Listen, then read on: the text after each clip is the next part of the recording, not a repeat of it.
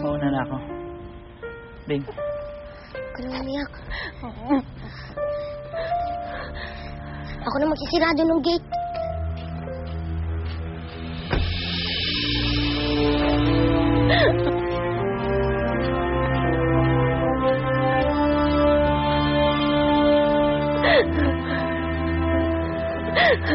Narda. May nakalimutan ka ba? Ikaw?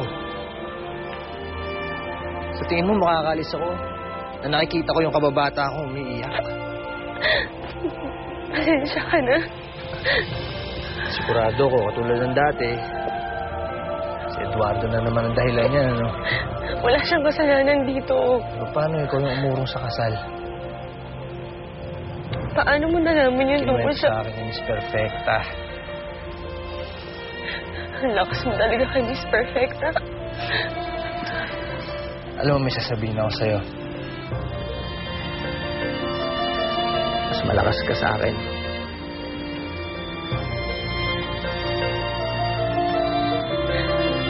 Alam mo, ikaw hanggang ngayon, bulero ka talaga. Ano ba? Ano naman, no? Mabuti't masaya na si Narda. Maski nung maliit pa si Narda, si Pancho lang nakakapagpasaya sa kanya. Naging malungkutin si Narda nung ampunin ni Dr. Morgan si Eduardo. Pangamat nung simula, inaaliw pa siya ng mga kaibigan niya. Pagtagal-tagal, napagod din ng mga ito, maliban kay Pancho. Narda, may surpresa ako sa'yo. Ano yun?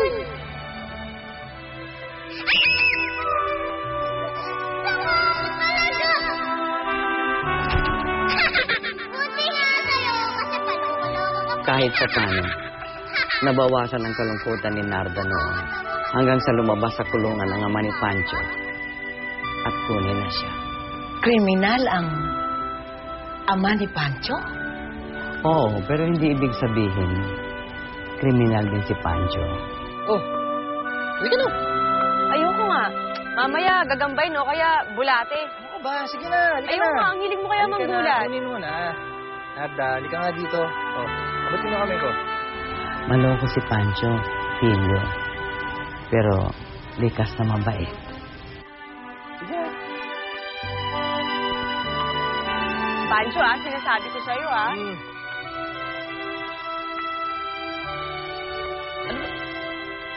Isa, akin yung kamay mo. Sandali! Akin na. Oo. Pancho, ayoko na!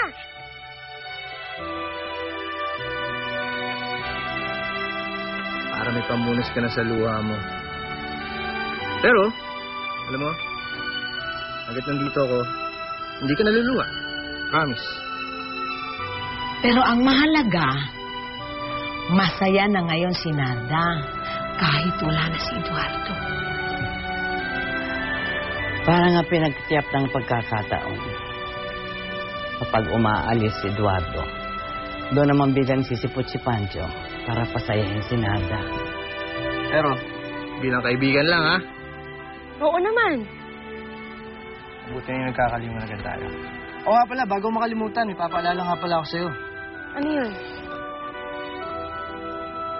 Huwag ka may love sa akin, ha? Kasi, masasaktan ka lang. Hindi mo na naitatanong. Maraming chicks nagkakandarapan sa akin. Okay? Kapal mo? Paano? Wala na ako. Sige, mag-ingat ka. Huwag ka may in love, ha? Tingin ka pa. Hindi naman ako tumitingin, Pumasok ka na.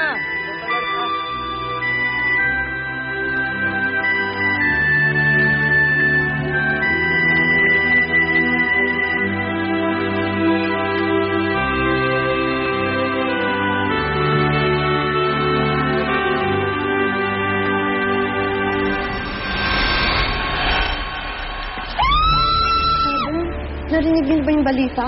Yung serial rapist? Malaki na naman. Bakit ba hindi ko mapigilan itong nangyayari sa akin? Sandro. Pamilyar talaga sa akin itong Lutgarda Morales na to, eh. Sabihin mo, crush mo lang yan. Hindi ah! Baka kaya kursunada ko. Hoy, hindi ikaw, no? Papunta rito bukas si Lutgarda Morales para mag-shooting. Gusto kong masiguro ang kaligtasan niya. Don't worry, Mayor. Babantayan ko yung shooting niya. Baka walang dugo mo. Ho!